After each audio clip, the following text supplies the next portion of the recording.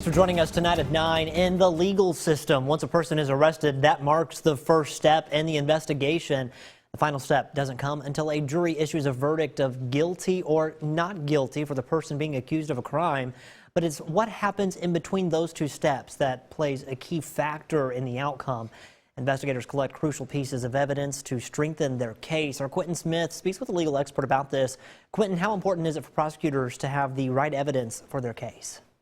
Well, Scott, that evidence is what makes or breaks the case. There have been cases where prosecutors have enough evidence to take a person to trial. Then there are times when there's not enough evidence.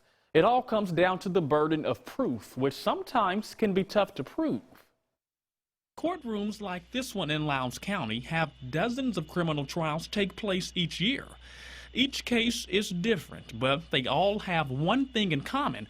There must be significant evidence connecting the suspect to the alleged crime. Evidence can come in through testimony, come in through eyewitnesses, it can come through DNA, come through bullets that have been examined to determine to come from certain guns that may be in the possession of an individual. Sometimes that evidence can easily connect an individual to the crime. If you're sitting there on camera showing what you did and it's a clear picture of the person in video, it's hard to get up there and deny that they did something. But then there are times when it's difficult.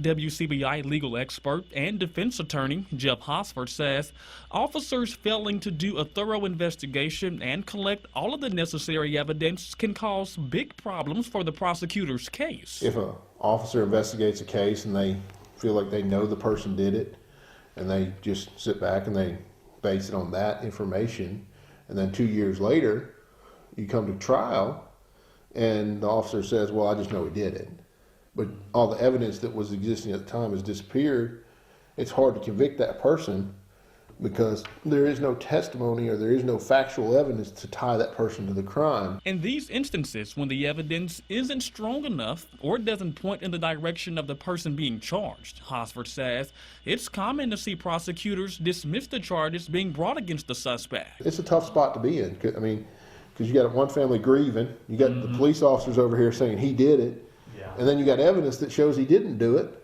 And as a prosecutor, your job is to say, the evidence doesn't prove he did it.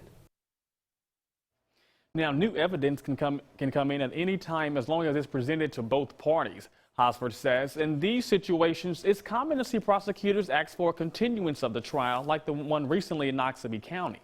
For that story, just visit our website on WCBI.com.